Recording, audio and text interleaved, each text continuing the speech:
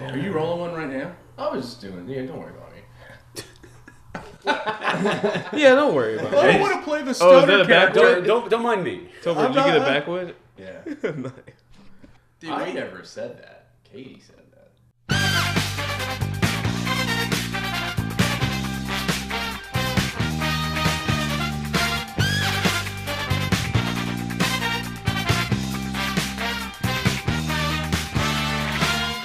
All right, and welcome to episode 5 of $2 Steak, a pro wrestling podcast, a rugby team, a concert-going enthusiast, whatever other colons we can think of.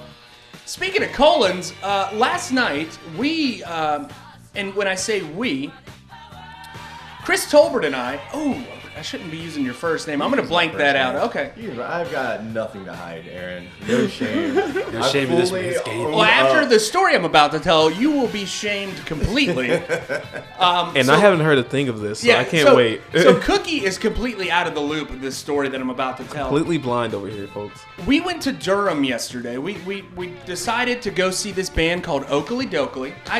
If you guys know me, not only am I a big professional wrestling fan, I rank wrestling as number 1 on my list of nerdy things of why I'm not getting laid. Number 2 would be my Simpsons fandom. I am a huge Simpsons nerd. Yes, he is. As well. See that. So we go see this band called HIGHKu. They are a heavy metal band. They dress up like Ned Flanders. They do not break character. It was a very fun show. Tolbert, did you have fun at the show? Phenomenal show. Had so much fun. Exceeded my expectations for sure. Okay, I good. didn't know quite. I mean, we watched the music videos. And you were getting all pumped listening to music all week. But they drew such a big crowd. It was such an awesome venue. If you get the chance to go to Motorco in Durham to see a show, do it. Amazing venue. Great band. Really get the crowd into it. Never break character. And damn, it's just fun. So we're going up to see this show. We plan a whole day out of it. I'm going to see one of my best friends that I used to work with. His daughter is my goddaughter. So we're going to see them. His wife is one of my best friends as well. We're staying with them. One, they have 2 small children. Tolbert is being climbed upon by these small children the entire day, and Tolbert's ate an edible on the way there. I forgot about that. You ate an edible. Tolbert is completely overwhelmed the entire time. I can just see him, just kind of his skin crawling. It was not crawling. I had deep conversations with a 4-year-old most of the time. While the barely 2-year-old just crawled up my leg or tried to show me every single toy he had. Right. But we connected on a level. A spiritual level. Yeah, and my goddaughter kept pitching us these stories about poop. And I mean, it made me laugh. Yeah. They were funny poop jokes. The kid is hilarious, by the way. So we're having this full day. We're going around. There are tornado warnings all over. We're walking around downtown Durham. There's tornado sirens going off, which is a creepy thing, right? Yeah. We're walking around. We go, we buy some records and all this stuff. We're having a good day out of it. We throw some axes at his future sister-in-law. His future sister-in-law's place. I enjoyed that. Got some stress out. Yeah, you should have seen Aaron throwing axes. It was beautiful. Nice. I can throw an axe, apparently. Very nice. Can't throw a rugby ball. Oh, what? Can't throw a rugby ball. So we go to this concert. We're having fun. I'm a little bit on edge. The band before the band that we went to see was really fucking weird. Yeah, dude. They were playing Disney covers. Yeah, dude. They The did metal Prince Ali, Fabulous He, Fabulous... Yeah, they did that. They did Huffalumps and Woozles from the Winnie the Pooh TV show. Just bizarre stuff. So the heavy metal show starts. Tolbert starts drinking heavily. He likes to watch... heavy metal. He likes to get into it. He likes to go mosh. Yeah, dude. That's what you're there for. I mean, you gotta. These guys are putting in a lot of hard work, touring, and going around to all these venues and playing their hearts and souls out. You gotta reciprocate that energy. When you go to the show. You know what I mean? So start drinking. I was like, hey, Aaron, this band sucks. Not HIGHKu, but the opening band. Once they started playing Heffalumps and Woozles, I was like, hey, man, I'm going to go take a shot. Go up to the bar, order a tequila shot. I mean, props to the bartender, but I got poured the biggest fucking shot I've ever seen in my life. It was like a half glass of tequila. And when I say I had to chug this thing down, I had to like chug it down. It was like chugging a glass of water. It was so big. Oh my God. So needless to say, Tolbert was a little wasty face at the concert. So we go through the concert, we're done, we buy our merch, we're walking out. Tolbert says, hold on, I got to get a glass of water. Okay. It was a cup of water. It was a cup of water. So it is probably a 15-ounce cup, fills it up to the top, chugs it down. He has it in his hand. We order our Uber driver. This guy is straight off the boat. He doesn't talk the entire time. Doesn't say a word. Not one word the entire ride back, right? Awkward. He's going 70 miles per hour in a 35-mile-per-hour zone. Oh my God. This guy is just booking. Zoom in. And the whole time... All right, so I was pretty inebriated. I'm not one to lose my composure when it comes to drinking. Consider myself a professional. This guy was flying and taking every turn at 55. So I'm getting motion sick at this point. In the back of his car. And I will tell you from my perspective, let me drop the punchline here. I'm sitting in the car fucking checking on my Instagram, my Facebook. I'm just enjoying myself. I only had like 2 beers. So you're fine. I'm fine. I'm completely fine. You had 2 PBRs the whole time. We're pulling into the neighborhood. We are within 500 feet of the destination we are supposed to be at. No, Tolbert. And I hear a noise. No, Tolbert. I hear a noise and look over at Tolbert, and Tolbert gives me the hand wave, like he's trying to like Jedi mind trick me into not saying anything, right? I was telling him to shut the fuck up. I was shaking my head. I was like, I don't think the driver heard it. For one, I don't think he heard it because I was trying to keep it as silent as possible because I was fighting this for like 10 minutes. Dude, I was doing breathing, like fire breathing exercises. And I was like, I'd rather shit my pants than throw up in this Uber. I'd much rather shit my pants. Because one, it was under Aaron's name as well. Yeah. One, conveniently, Tolbert's Uber didn't work when we ordered this Uber. It was under my Uber. We're driving. I look. He's throwing up in that 15-ounce cup. It was It was one solid motion. It wasn't like I was puking like 5 times in this cup. It was one solid motion. And then we made that turn at like 45 into the neighborhood, and I would just go, and I went. And luckily, I have a larger beard. Oh, God. My beard kind of like guided it into the cup.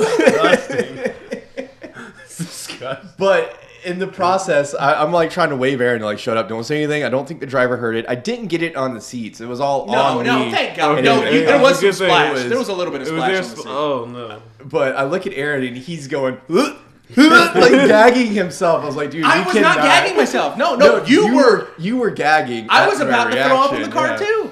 So- And we're sitting there. We're like, I don't think that I can note. Like, I don't think he notices it. And then I start smelling it. Oh, saying, no. that's where it usually This gets is you. also That's where it goes after- downhill. This is also after a day of eating and drinking in downtown Durham. We ate chicken and waffles, and poke bowls. poke bowls, and pizza. Oh, poke bowls too. So Great mixture, boys. as soon as we're within like 100 feet of the house, I'm like, hey, this is it. You can drop us off here. You can drop us off here. I've never seen Aaron get more awkwardly out of an Uber ever. He's like, thank you, man, bye. And like, I'm still sitting there. I'm like, oh, and I have like a whole bag of merch, a cup full of vomit, my rain jacket, a bag full of merch, merch, all my belongings. So I'm like, thank you. Just trying to awkwardly stumble out of the cab. So we get out of the cab. We're at my friend's house. I see him scurry off into the darkness and just hear heaving. Lots of heaving. I'm sitting, still checking my Instagram, just like leaning against my truck. I'm like, do I need to go hose him down now or hose him down later? And he's all he's saying is he's repeating, I'm sorry about your Uber rating. I'm sorry about your Uber rating. I also said, hey, we can't talk about this on the podcast. He's like, I don't want my fiance to know. He told her this morning. I told her on the way here. She called me early this morning. It was, how was last night? I was like, yeah, I can go through the whole story. I may have thrown up a little bit, he said. That was not a little bit.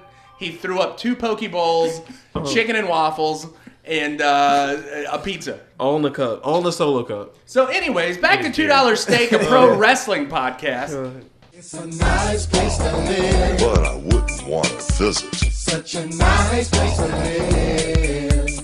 Nah. It's a nice place to live, But I wouldn't want to visit. such a nice place to live. Not that. Guys, today on our very first segment, we're talking about wrestlers in major motion pictures. Yes, we are. And by that, well, I mean, we're not even going to talk. We're going to talk like maybe 5-10 minutes about this. I'm really excited about our matches that we have coming up tonight. Guys, back in the early 90s, late 80s, there were not a lot of crossover stars when it came. There was no John Cena's, there was no The Rocks. There was only one name in professional wrestling, and that one name was Terry Hulk Hogan. Yes, it was. The Immortal. The immortal Hulk Hogan was the crossover star in the late 80s, early 90s. I grew up in a time of VHS in the Blockbuster, and I rented the shit out of Suburban Commando. Dude, I watched it probably 15 times. Antifreeze. So Suburban Commando was my favorite movie as a child. It scared me. There was like a lizard man in that movie. Yeah, it was, Really futuristic. What's the plot? I forget. Futuristic It's comes... basically fish out of water. An alien Suburban Commando comes down, crash lands into the suburbs. He hangs out with Christopher Lloyd, the professor, Yes. or Doc from Doc. Back to the Future. Doc gets frozen at some point, and the Undertaker shows up. Oh, Undertaker is in that movie. Undertaker is in it, isn't it? Oh, yeah. He's like the other bad guy in that movie. Yeah, I forgot about that. Michael, you're looking like a fish out of water here, right? I've not seen the movie. Oh, I thought that was going to be the one. See, Mike didn't tell us what movies that he See, watched. I interpreted it differently. In the rundown, it just said, wrestlers Mr. in... Nanny and it Suburban said Commando. wrestlers in movies. Yeah. And I said, are those the two movies we're going to talk about? No. You said no. So I didn't We watch just either brought it one. up. What movies did you watch, Mike? Here we go. Well, all right. So when you hear wrestlers in movies and you think mainstream, Yes? all right. So the first thing that came to our minds, my wife and I, is Princess Bride. Oh, that's perfect. Oh, yeah, that's good. Perfect. That's good. Yeah, Andre- that's a phenomenal Andre the one. As Giant. a supporting actor, Andre did great. He did. Phenomenal. 8.1 on IMDb, by the way. It's Oh, a yeah. it's a Everyone great loves that movie. I mean, I don't know what Guardians got or anything, but that's got to be close to one of the top ones Batista. with a wrestler in the movie. Batista, yeah. Batista's a new one now. Yeah. I So Walk Andre, Alone. yeah, Andre was phenomenal in the in that movie. That is one of my was. favorite movies as a If child. you watch the Andre documentary on HBO, a lot of stuff, they talk about a lot of stuff from behind the scenes on the filming of that and stuff like that. And really fun apparently, stories. this was towards the end of his wrestling career, yes. It was also towards the end of his life. I hate to say it, but he was Yeah. slowing down physically. He's a big guy. And it was 7'5". tough to kind of get him geared up for these movies. Like, to act in this movie. You could tell that he was not feeling well. And if you hear some of the behind-the-scenes stuff from filming that movie, He had to sit down a lot, didn't he? he had to sit down. I mean, you're almost 7 foot tall, and you're like 500 pounds, Yeah, 600 that's a lot. pounds. That's a lot on the you're body, a man. big guy. Yeah. But I feel like he portrayed it in the movie, his character of real life, where Yeah. he's just a gentle giant, kind of funny. And if you, like Tolbert was saying, if you watch those kind of documentaries or whatever, they hit on that a lot. Have you watched the Andre documentary? I did, on yeah, I HBO? watched it. Fucking great. But haven't also, seen it his yet. lines are kind of simple because Andre. Anybody Was it- want a peanut? Yeah, he wasn't exactly the best on the mic. Well, because he spoke French, Yeah, so that English too. was a second language. So And it his was voice is so deep. so deep. Yeah, there was a couple times I didn't know what he said, but Oh yeah, I don't. Yeah, it's like, oh, you gentle giant, you. phenomenal movie though. What was the other movie that So you? I wanted to go, think outside the box. So I found a movie that If you had, say Blade Trinity, I swear. no, sir, no, Okay. sir. So I thought outside the box. I found a movie that has a WCW champion in it, and Oh, it was no. 2000's Ready to Rumble. Oh my god. This movie is so Wow. bad that you can find a copy of it on YouTube and not have to pay. Oh my Oh god. yeah, so with Princess Bride, and I was gonna, David Arquette. I was actually gonna ask Aaron this. So I had to rent Princess Bride on Amazon. So Right. where do I send my expense report?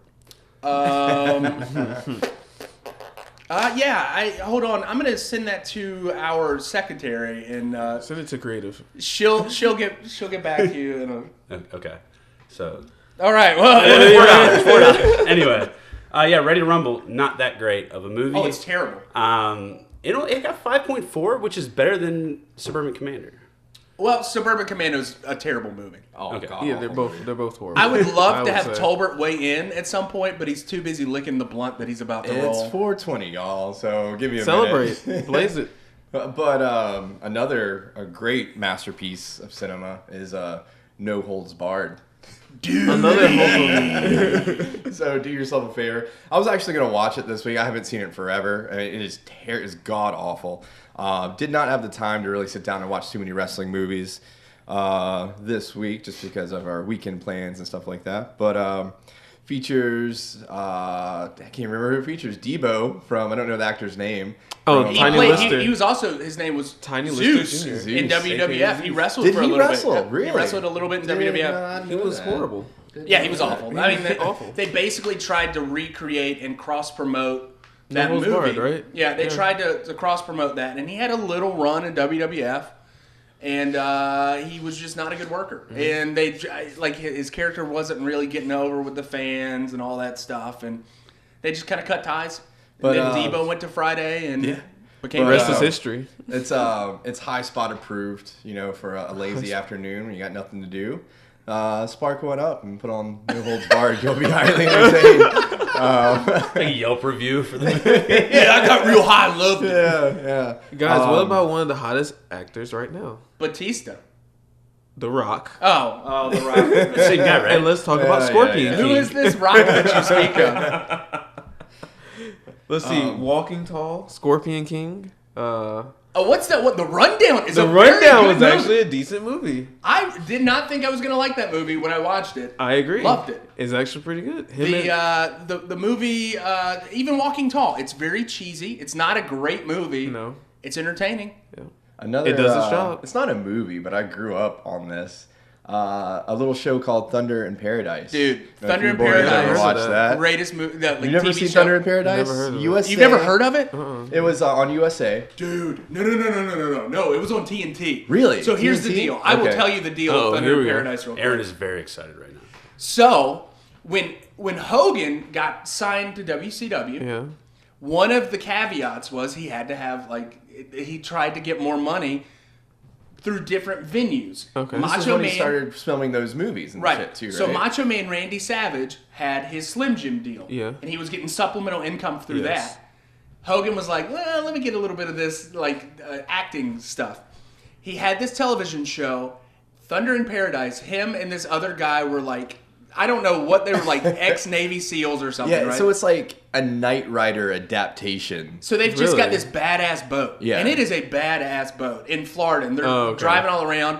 There's an episode Solving where they crimes. fight a Predator ripoff. Yeah. And it's an invisible monster. The entire episode is just Hulk flailing Hogan having a match with an invisible Predator monster. And it Nice. was so bad, yet so phenomenal. How was it selling? Yeah. Did he sell it? He sold more than he sold with anybody else. I can tell you that. But it was around the same time he was doing Mr. Nanny, Suburban Commando, all that Gotcha. stuff. It was around the same time frame. My It's brother and I watched it weird. all the time, especially like summertime. We're at timeshare or whatever. We're staying Yeah, at the lighting beach up a or blunt with house. the fam. I was like 10.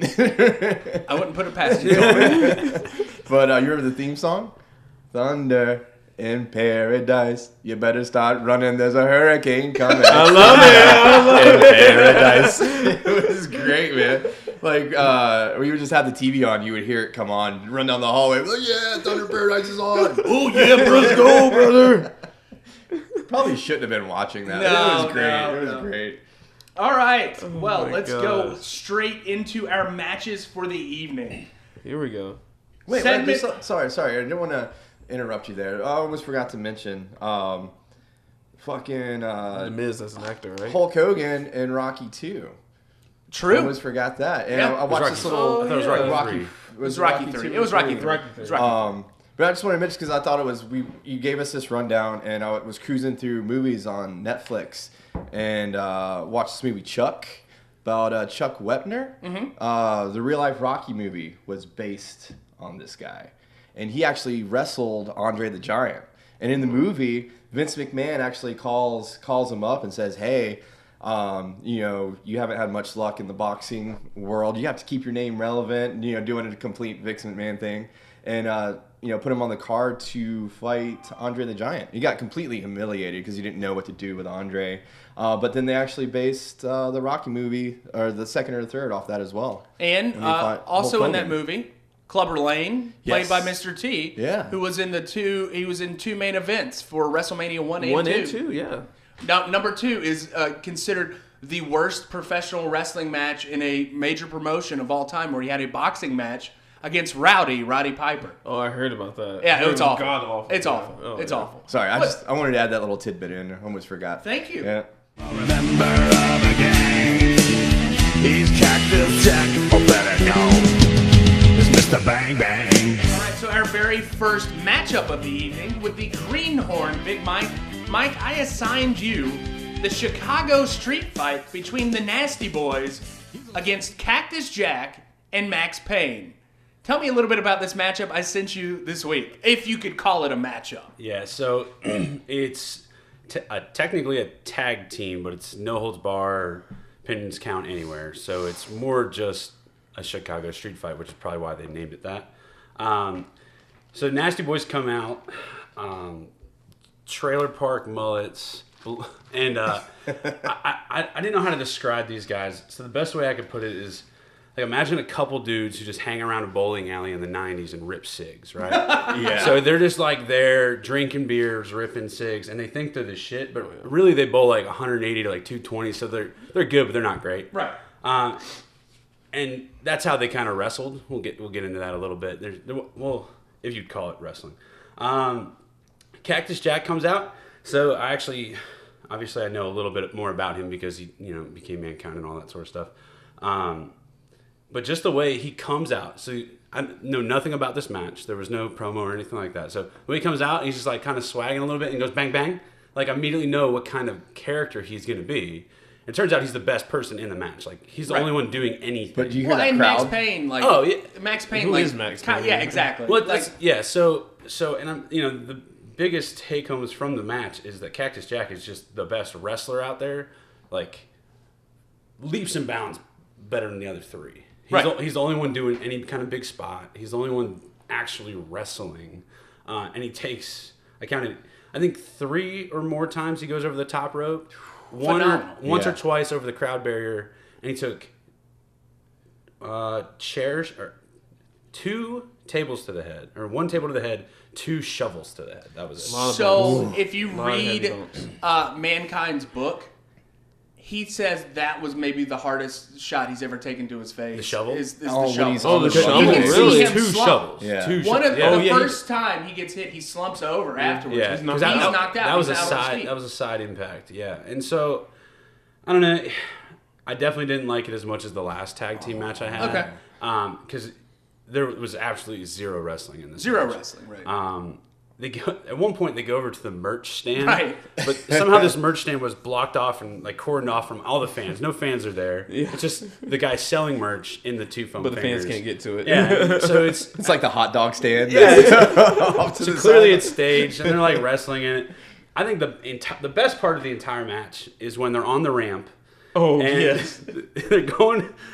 they're standing on the table and they go for the pickup slam, but he can't pick them up and they both fall just Through the table? Yeah, I yeah. literally laughed out loud. The table just gives out. It just from gives the weight. literally yeah. they just smash But it. this is after Mick takes after Cactus. The first sorry, shovel. So, yeah, so he takes the the- first shovel shot and he's out cold. Yeah. and they're still Hilarious. going. And then he takes that bump on the table after a break. he takes the bump, but he also smashes the dude with the table, which was pretty crazy. Like, so how would you He describe like it? suplexed the Yeah, table. he picked the table up and then put it up Into the over his nasty- head. Hit the guy. nastiness. Those tables, I did tables and chairs for a living. 45 pounds. A Really? solid 8-foot wooden table with a wood frame. 45 pounds.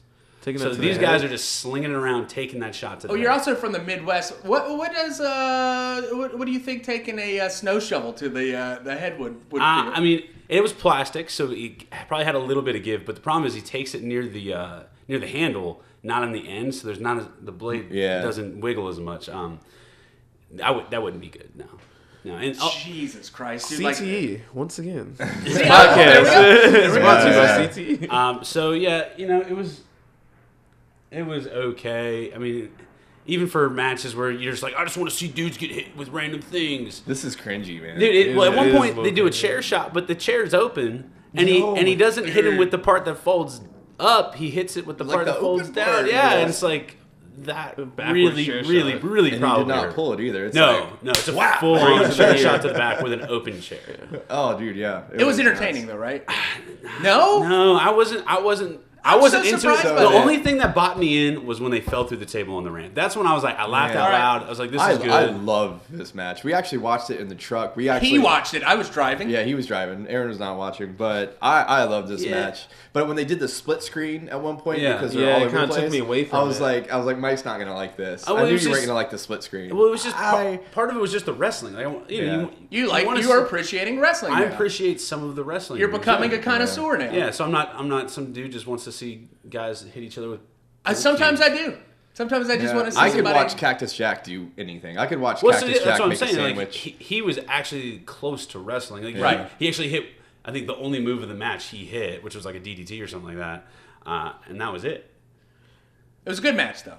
I liked it. Mike did not. Fair. I'll give it fair. Mike, continuing with you, can we get our social media update for the week? So, I've been trolling pretty hard. Yes, you have. Yeah, so I would say that I did somewhat of a live, like, what do they call it, where you tweet a live event? Live tweeting. There we go. So I did that mostly for Raw, and actually did okay. We did well. Got a lot of likes. Got Very 2 nice. followers from that. Okay. So we're up to 16. Very nice. Well, so the digits? the random real estate company, as mentioned in the last episode, did unfollow us. Oh. Yeah. So we're anyway, we're up to 18 followers. Oh. 18 followers, Very several of nice. which are not friends or family. So as long as they're not friends or family. But Exactly. so I've changed up my troll game. Okay. And We're getting there. Twitter's so weird because some things you think it's kind of like wrestling. Some things you think are going to get over, Don't get die. And other things work out perfectly. I had one tweet at Braun Strowman today. He on Monday he made a poem, and I made it was a pun on weed smoking, inspired, expired, all that sort of stuff, and crushed it. Got like 2,000 impressions. Got like 14, 15 clicks. Nice.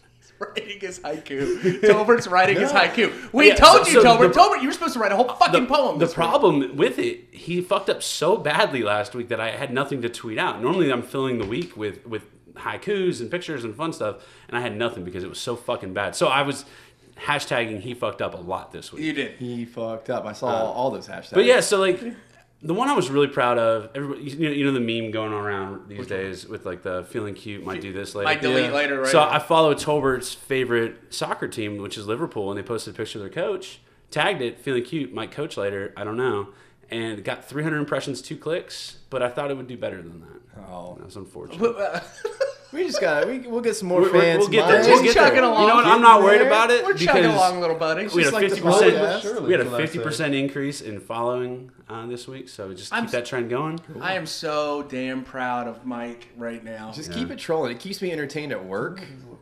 Yeah, it just keeps you really entertained at work mainly. Yeah, and so the problem is I've been tweeting a lot at work because I've had a little more time because I have a student. He's finishing up his rotation, so he's been doing a lot of my work for me. So Big Mike has a student. Yeah, bury that lead. Yeah, and so teaching him the ways of the road, and he's treating all my patients, so I have time to just tweet random things at wrestlers.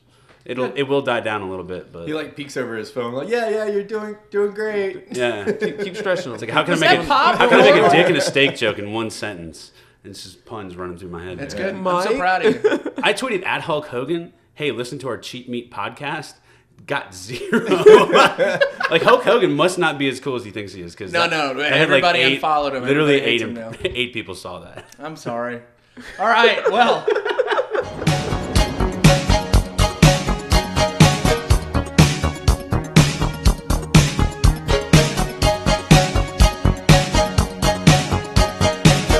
Segment 2 tonight, the strong style. Yes. With Cookie, you had the great Muda Funky against like a monkey. Jinsei Hakushi. Yes. tell me a little bit about your matchup this week. So the match opens up with, I believe it was Raiden coming out to. Made that hold comment, on. It's not the Elder Lightning God from the Mortal Kombat series. Sorry, guys. It's Jinsei. Oh, he's got jokes this week too. Every week. Every week is going to be something different. And he's on a actual a card this week. Yeah, not my shopping list this week, guys. The other thing that I noticed is that obviously Jinsei has Japanese markings written all over his body, and I want to know what the world they say, obviously. Okay. You know, hopefully he wrote those with non-toxic markers. It's probably like a recipe, like some kind of cookie recipe. So, there you go. Yeah. He actually doesn't speak the language. It's just whatever the guy put on there. It's an apple. It means apple. So one of the first things I noticed is that the Great Muta uses the mist. The green mist I see typically from Tajiri in the WWE, and I started doing some research and realized that he popularized it. Did not know that. Mm-hmm. Him and Kabuki. Kabuki was like a little earlier before him, but Kabuki and Muta were very like they're kind of intertwined together. Like their careers are intertwined. Their careers are in WCW. Kabuki came first. Okay. And kind of came to America first. He was in some of the other stuff. He was more NWA stuff. When Muta came in the late 80s, they kind of said like Undertaker, Kane sort of situation where these guys are related. They were saying Kabuki was like the father of Muta sort of thing. Oh, really? Okay. Mm-hmm. I can see that. So there was a green mist sort of mysticism with that. Oh, that makes sense. I don't even think that works. It works. No, I think one of the other things I noticed is that Jinsei came out like an Asian Undertaker. Yeah. Almost. It was very weird. Man. He feuded with Undertaker in WWF. Did he really? Yeah. That makes sense. Did he come out with the all white too? Mm-hmm. Wow. That makes a lot of sense. Asian Undertaker. Big bump outside. I got one that looks like Jinsei goes over the top rope and it looks like his head hits the back of a table. Dude, it was rough. It looked really rough. And then to take another pile driver through a table. Yeah. This one actually. There was a couple rough spots in this match. Yeah. I don't know if they were botches or what. No. So that's that Japanese style, that strong style. They want to make it as realistic as possible. Yeah. And that's why in Japan they treat it more of a sport than they do in America. America, it's more entertainment. Japan, it's more of a sport. Yeah. And they try to keep it as snug and as tight as they could possibly do it to make it kind of blur that line even more. Yeah. A lot of those strikes connect in Japanese strong style. And it looked like a lot of that staff connected with Jinsei. That when it got broken. Oh, that got nasty. It got nasty. There was blood in this match for sure. Second. Like, I don't know what because it had like the angle like the top of a picket fence. Yeah, it did. And he just at first it looks like he pulls it pretty well, and like 5 minutes later he's just gushing, jabbing. It looks like he's jabbing it right into his forehead. That camera angle cuts to him. He's laying on the ground, his blood pouring out. Literally. And I love it that he's wearing all white. You can just see it all over his pants. His pants are literally red by the end of the matchup. Oh, yeah. And at one point, Muta writes something in Japanese on the staff, and the crowd freaks out. I don't know what he wrote. I'm pretty sure he wrote it with blood. Yeah, he wrote it with Hakushi's blood. Oh, yeah. Well, so that's why I kind of like, I have no idea. You have no idea what's going on because you don't understand the commentary. No. So you're like, okay, good versus evil. I'm assuming all that shit's about his family on his body.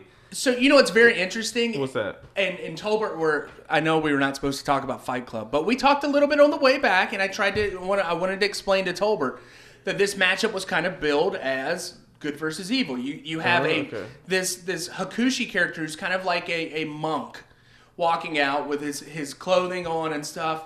Muta was kind of billed as a demon. I could see that. And there's this good versus evil, but Muta was the baby face in this. Like, people loved Muta because he's such a badass.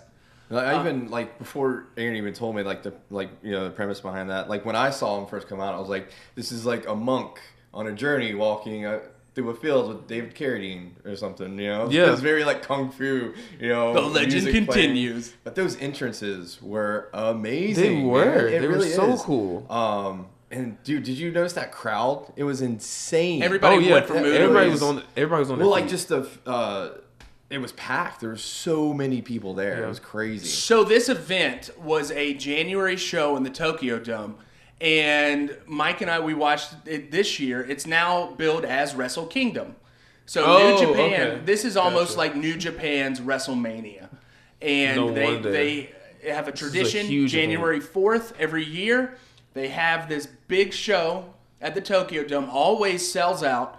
Huge show, and now you're seeing a lot more Americans kind of go over and kind of watch this. We're almost gentrifying the Wrestle Kingdom stuff. But it is a very, it's a big matchup. Like, this is something that they build up towards throughout the year. And I think they got their money. I definitely think they got their money's worth. Is that also why the 100%. entrances are both 6 minutes long? Yeah. That makes sense. So I was looking at this match and it's like 30 minutes long. Yeah. And I was like, good God, Aaron, what'd you do to me? 8 minutes of entrances. I mean, 10 minutes of it entrances, honestly, whatever all it in was. all, it's probably like an 18-minute match. Yeah. With To their credit, though, Solid, man. long entrances, but it literally Really gets you into it it. creates this Yeah, this it really gets you imagination into and it. what's going on. And you kind of figuring it out yourself. Now, I got a good question for Aaron. God. Do you enjoy watching wrestlers contract hepatitis C? Because there's I more was gonna biting. bring this up. I was going to bring this up. Okay. I like bringing in that realism with the blood, and it's not necessarily a blood thing because the match that I assigned Mike to this week, Yeah. no blood whatsoever. No, but that's true. Hardcore as hell. No, It was a blood. very snug match. match, physical matchup. I like realism in wrestling, not necessarily brutal violence. You know, I mean, like I do enjoy it. I like blood a little bit, Yeah. and seeing I that. enjoy it too. I just thought it'd be funny to just go ahead and ask that I know, question. and I'm thinking about it, and like while we were driving back, I'm like, Jesus Christ! The only matches I'm assigning Cookie are matches where people are dying from blood loss. Biting each other, sucking the blood out, vampire style. Terry Funk. The one point, the guy gets the cut on his head, and then the other guy grabs that guy's belt, wraps it around his Oh, yeah, head, the hangman. The tosses him over the top rope, and is choking him, and his face is red, and blood is just pouring out of it. It's dramatic. It was very dangerous dramatic. stunt, too. Yeah. Oh yeah. Now at one point towards the end, I did have to say our famous phrase: "Wrap it up, boys." Wrap it up. Go boys. ahead and wrap it up, boys. Wrap it up, boys. It was good. Send them home. Go ahead and send them home. You get a little bored towards the end. So the match ends typical Great Muta style. Okay, he used the mist for a third time. I counted a third time. He missed a couple. He missed the mist a couple times during the match. He definitely did, which led me to question: how much fucking mist does he have in his mouth, and how does Where he does do it come from? Where does it come from? He's got How this did, I don't bottle know. of water. I still don't know how to. You don't see him like take a swig No, of anything. No, He's got a his camel connect? pack somewhere. Yeah, Got what a is he, little racist? pouch somewhere and just biting on this. I don't know. It was weird, but I was just like, how much fucking shit does he have in his mouth? Anyway, more Mr. Blind'em. Boom, boom, boom. Muta hits his famous moonsault to finish off the match. Pins him 1, 2, 3.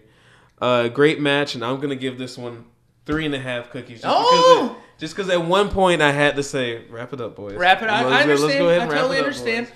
And It was a solid match. as a segue into our next segment, Muta became a big deal in America in the late 80s, early 90s.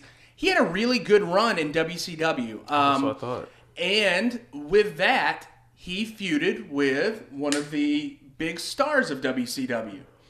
A lot of people, it's fun to see when Muta comes into America in the late 80s, early 90s. Of course, he's a heel. He's a bad guy.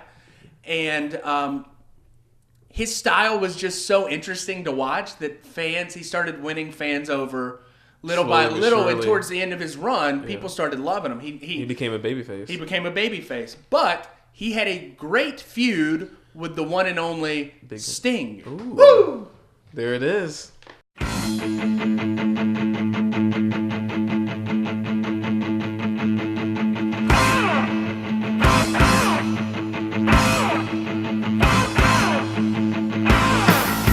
And with that being said, our final segment of the evening, the high spot. Tolbert, I know you did not want to watch this match this week. I definitely wanted to watch this match. I assigned you Sting vs. Vader, Great American Bash 1992. Tell me a little bit about this matchup, Tolbert, and why you watched it 15 times this week. First of all, I appreciate this because the last few matches you give me off the wall stuff that's like not necessarily hard to watch, but a little more difficult to break down. Almost as hard to watch as somebody throwing up in an Uber. Right? Oh God. But all about so that. I really did appreciate this, and it was an honor of my first try. I appreciate the nod.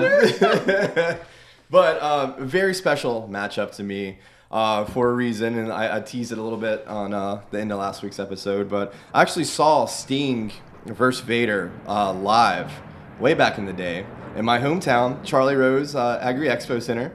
And so all week long I've been, going through databases of house shows, just trolling the internet, trying to find as much information on this match as I could because I was young, don't really remember it too well. I want to say it was 93, maybe 94. It might have been as early as 92. My brother and I, very young, huge wrestling fans. My dad was a police officer, member of the community, a little higher up, right? He was. Dude, my dad. Wow. My father Making was. the dad proud. I did not know that. All right, guys, thank you for listening to $3 post. So he was a police officer, and he had a lot of ties to the community. So he would get tickets to things. Over the years, we went to monster truck shows, we went to rodeos, all kinds of stuff. We had no idea WCW was coming to town. And about 4 days out, my dad walks in. He's got a little envelope, and he goes, "Hey boys, you know what these are?" And he pulls out the tickets, and it just says WCW across it. And me and my brother go fucking nuts, right? And of course, we start just like putting each other in headlocks. We're doing elbow drops. We're all pumped. But he holds it over our heads all week long. He was like, "You got to be good. I don't want to hear any fights. I don't want to hear any bickering." And we also had a Christmas play at the end of the week, same night as the match, right? Yeah. So Christmas play at the church. I couldn't think of a worst possible scenario to put like a 7 or 8 year old in. You have WCW tickets in your dad's back pocket, but first you have to get through this fucking Christmas play, dude. And I was casted as like a wise man's slave. I didn't even have like a speaking part. I just had to carry like the wise man's cloak. Did you do it with your Sting face paint? Dude, I wish. Yeah, elbow drops, Mary. Woo! So like I am just jittering through this whole freaking thing, and I can see my dad in the crowd like checking his watch, looking like, "Come on, boys." He's like, "Wrap it up, boys. Wrap it up." Right? We all know the story. Come on. Yeah. Get out of the play. He grabs us, rushes us to the Expo Center, which is only like 4 miles down the road. So we get there pretty quick. But since he's a police officer, he has, the hookup. We enter through the side door, boys. We come in through the back, right? Leads us up. We have tickets, but we go in through the back. Leads us to fucking ringside seats, dude. Ringside seats, 3 rows back. From like the good side, where you always get the camera angle. We're on that side, right by the runway coming down. People, he's so into this story. His pits are sweating like crazy. Dude, he's getting those sweats again. So, it's just as a kid, you walk in, you see the ring, and you see the crowd, and you see everything set up. It's just like mind blowing, dude. Mind blowing. I don't remember too much of the match of the whole event because I was young. It was a long time ago. Lots happened between now and then. Mm-hmm. Killed a lot of brain cells. Yeah, but there's two things I remember vividly. There's Ricky Steamboat. I had no idea who Ricky Steamboat was. I knew who Ricky Steamboat was when I left that damn event. That's for damn sure. Jesus Christ. Jesus Christ. Little Chris. I'm going to remember Ricky Steamboat. Yeah. All my life. And then the main event, Sting versus Vader.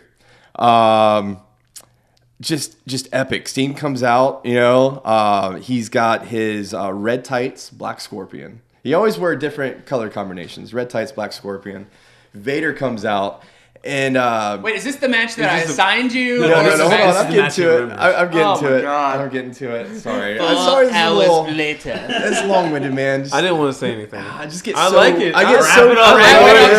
I get so pumped up about this because it's just such a vivid memory. It's like my fondest childhood memory. And we're shitting all over. Me and my dad had like a hug over this, like like at Christmas last year. It's about to get real emotional. So Sting versus Vader. Vader comes out. I'd never seen anyone do the Vader hands before. And I see this older kid like doing the Vader hands as Vader comes out. Everyone's going crazy. It's time. Like coming out fucking pumped. I'm like, what is that kid doing? Holy fuck. Who is that guy? Like and he's fucking huge, dude. It's a monster. Massive. Anyway, Mastodon. Match commences. Yeah. It's amazing. As always, they are fucking duking out. Sting's face paint's getting smeared off. At one point, he gets thrown through the ropes against the barricade. patting Sting on the fucking shoulder. Me and my brother slapping Sting on the shoulder. Everyone's like, pepping him up. Gets back in there. Pulls a few moves. Fucking Vader picks him up. That made his whole life. Above his head, right? Just throws him over the top rope. Leaves Sting just in a pile, dude. Match is over. DQ. At that time, if you threw an opponent over the top rope, it was automatic DQ. Am I right? Yeah.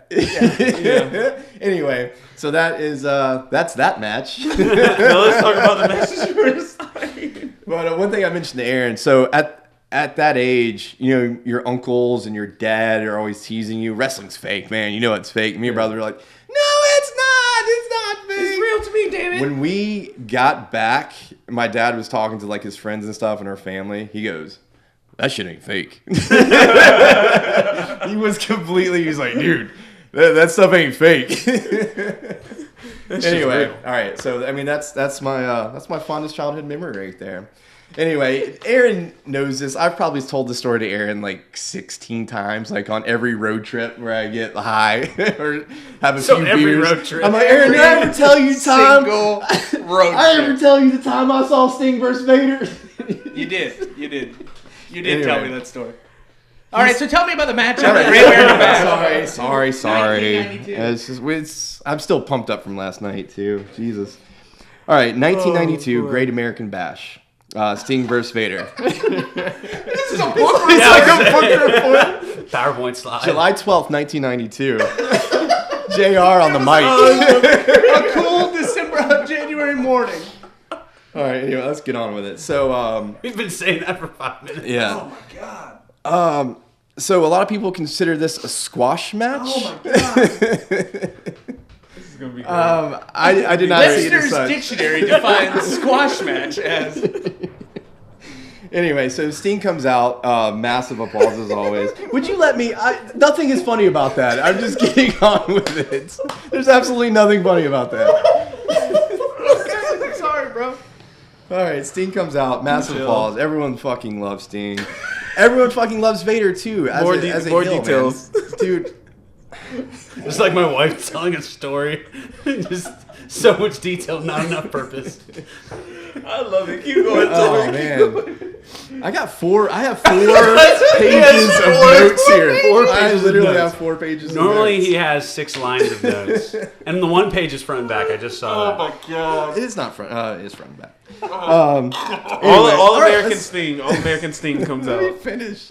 Red, white, blue. He was in Red, White, and Blue. Red, White, and King Blue Burns face paint. documentary on. All right, they come out, they lock up, they get it going. Classic lock up, throw around, get in each other's face, talk some shit, right?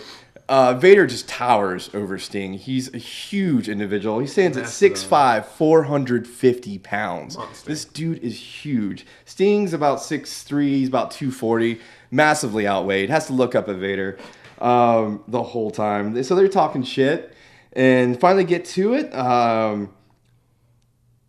Vader throws Sting. I'm trying to focus. He's and trying to remember, and is Aaron's this just the match I watched cracking or the up match- over here. He won't the stop match laughing at that me. Aaron's got the giggle monster. Is this 8-year-old match or the YouTube match? Vader starts punishing Sting immediately with huge blows. Those Vader blows are fucking brutal, man. Chops and blows, punches to the face. Sting just can't get any momentum going whatsoever. Every turn, Vader just crushes him. And when he does a body slam or throws him into the corner or splashes on him, you see the whole ring move when Sting gets slammed or Vader does something because he's so fucking big. Big taking the whole Yeah, room with him. and every slam against Sting just makes you cringe because you see the indentation of the ring and just the pain on Sting's face. So after a little bit of him just getting his ass kicked, he does that classic like dive out of the ring, like look really worried, and he sells it so well. You're like, oh my god, Sting's in trouble. How's he gonna beat this man? And this is every single Sting and Vader match. This is why it's so fucking great, man, because you get so wrapped up in it. Vader just looks so fucking mean. You're like, there's no way he's gonna beat this guy. Right. He jumps back in the ring. Sting finally gets some momentum going with an eye poke, which we were talking about this. Sorry, Mike, we were talking about Fight Club, which is not a typical move for Sting to use. It's more of a bad guy move. Yeah. Finally gets some momentum with an eye poke and a foot stomp and starts punching Vader. Yeah, gets into the turnbuckle. Fucking Stinger splash. Crowd goes wild. Throws him to the next corner. Tries to execute another Stinger splash. At this point, Sting hits the turnbuckle and busts his head open. And he does a Terry Funk-esque kind of flop and hang there with for a while. With his legs hanging up? Yeah. Vader takes full advantage of this. Comes back in, starts pummeling on him. At one point, Sting gets a little bit more momentum. And at one point, Vader is flopped over the ropes. He kind of planks the turnbuckle. And at this point, Sting gets under him and just squats Vader and holds him in the air. Fucking squats him and just fucking slams him. The most epic Samoan drop I've ever seen. Oh my god, just slams him. I'm getting a little mixed. I'm throwing my notes out just because Aaron's. I need my haiku. Where is that? Throwing my notes out because Aaron's just laughing at me the whole time. Because I will tell you guys at 48:30 on our rundown this week is when the listeners start dropping off. Sorry guys. I'm kidding. I'm kidding. I just want to point out, Tolbert was still on his first page of notes. Yeah, it was. I had every single moment in this match. Did you enjoy it? I thoroughly enjoyed it. It was amazing. Sting actually suplexes Vader a couple times, which is just a complete amazing feat of strength. Right. It is insane. He actually suplexes him over. Vader's on the outside on the curtain. Sting fucking suplexes him over the top rope. The ring just rumbles. It's crazy. Sting does not win this match. At one point, Vader puts him in the Scorpion Deathlock. Sting's own move.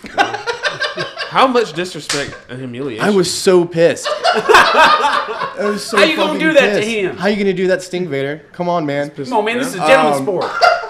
You should tweet him. You should tweet at him. Well, Vader's dead. Not Vader. I'm talking about Sting. I'm talking about Sting. How did it feel? Thanks, Cookie. No, I'm sorry. Rest in that peace. was a dark day. Rest in peace, Big Van Vader. That was a dark day. Actually, since speaking of movies and TV shows, Boy Meets World. Boy Meets World. Yeah. Y'all look up the episode of Boy Meets World with Vader. Pretty Vader's good. the dad of the bully next door, and he doesn't wear the mask, does he? He does a little. It's not like he's mowing the lawn. Vader. Yeah, okay. The mask on. So, what great match. Amazing match. Sting just had so many great matches against Vader. They did countless house shows together, wrestled all the time. They brought the best out in each other because Vader was just this huge villain that didn't have many technical moves. He just slammed people and punched the shit out of them. Beat the shit out of them. But he looked really good with Sting because it was a huge size difference. Ultimate good versus ultimate evil. Kind of thing, and they just really sold every punch, every move, and every single match was like, oh my god, such peril Sting's in. Oh no, leave him alone, Vader. And then you didn't really see too much of the manager being used in the match. Harley Race was Charlie Race. Harley. It's Harley Race. Harley Race. Oh my god! I just rolled over in my grave. Vader rolled over. Harley Race is not even dead, and he just rolled over. Yeah. I didn't mean to say Charlie. I wrote Harley. Harley Race, one of the greatest. He's the one that. So Harley Race was an NWA champion forever, and Harley lost his belt and crowned a one Ric Flair at Starrcade 1. And actually, Sting is defending his belt against Vader that he just took off Ric Flair. There you go. Yeah.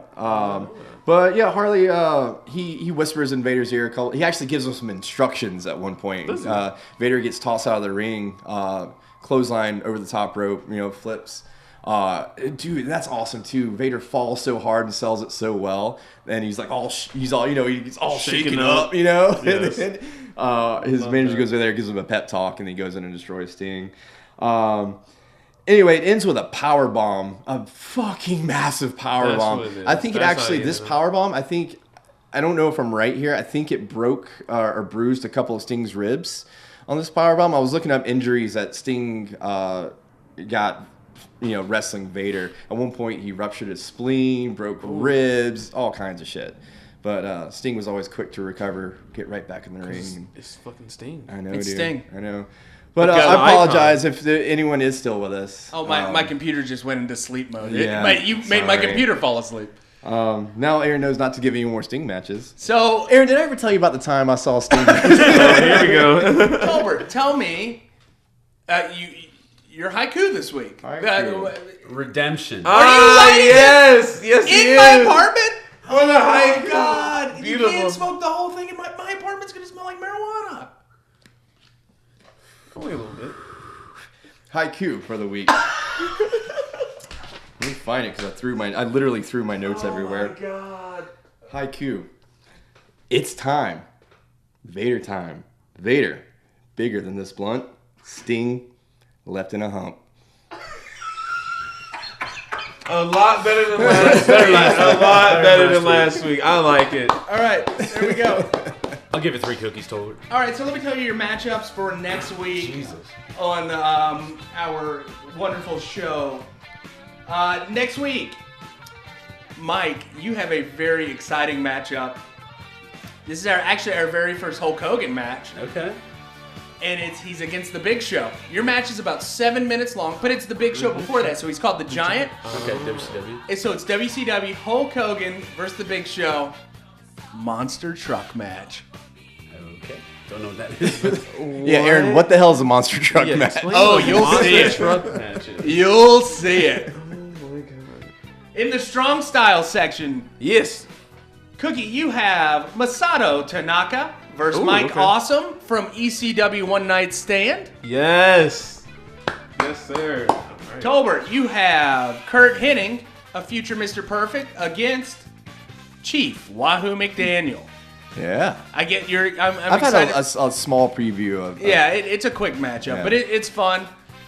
Boys, I'm glad that we got to record today. Happy 420 to Tolbert and What's Cookie, up? and Everyone else out there. thank you for listening to $2 Steak, a pro wrestling podcast. We'll see you next week.